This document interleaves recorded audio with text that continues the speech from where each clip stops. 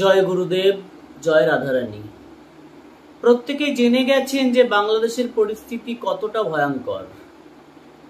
একটা দেশের পরিস্থিতি কতটা ভয়ঙ্কর হলে, কতটা ভয়ানক হলে একজন দেশের প্রধানমন্ত্রী নিজে ইস্তফা দিয়ে পদত্যাগ করে দেশ ছেড়ে পলায়ন করে।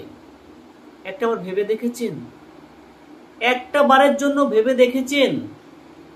সমগ্র বিশ্ব যেখানে যেখানে হিন্দু ছিল, হিন্দু যে দেশ থেকে কমে গেছে, শূন্য হয়ে গেছে, সেই দেশের পরিস্থিতি কিন্তু খারাপ হয়ে গেছে। তাদের দেশের পরিণতি কিন্তু খুব ভয়ঙ্কর হয়ে গেছে।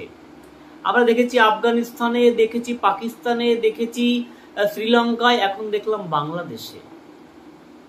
বাংলাদেশে এখন যে অরাজকতা চলছে, এর বিরুদ্ধে কে স্টেটমেন্ট নেবে, কে নেবে? একবার ভালো করে ভাবুন। যে মানুষটি নিজের জীবন যৌবন সব শেষ করে ফেললো, কোটি কোটি মানুষের রক্তের বিনিময়ে বাংলাদেশ স্বাধীন করলো, সেই মানুষটার মূর্তি যেখানে সেখানে ভেঙে দিচ্ছে, তাদের বাড়িঘর লুটপাট করছে, রাজভবন পর্যন্ত লুটপাট করে দিচ্ছে। সেই সঙ্গে তো সংখ্যালঘুদের যে কি কষ্ট, তার কষ্টের কোনো সীমা নেই। যেখানে সেখানে হিন্দু মন্দির ভেঙে দেওয়া হচ্ছে, হিন্দু মা বোনদের হেনস্থা করা হচ্ছে, হিন্দু ছেলে মেয়েদের গণহত্যা করা হচ্ছে।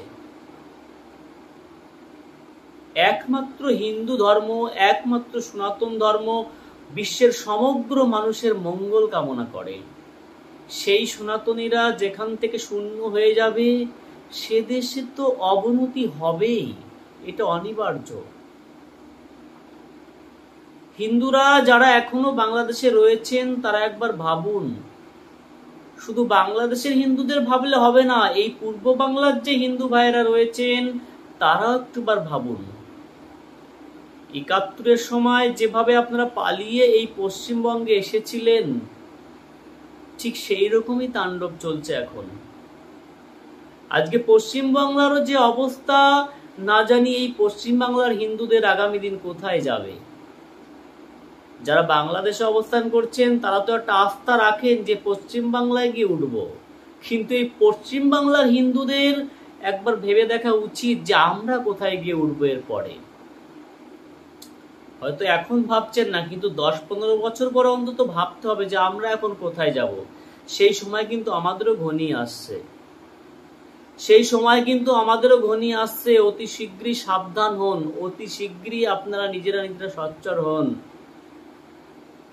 এর থেকে বাঁচার কোনো উপায় নেই, বাঁচার কোনো পথ নেই।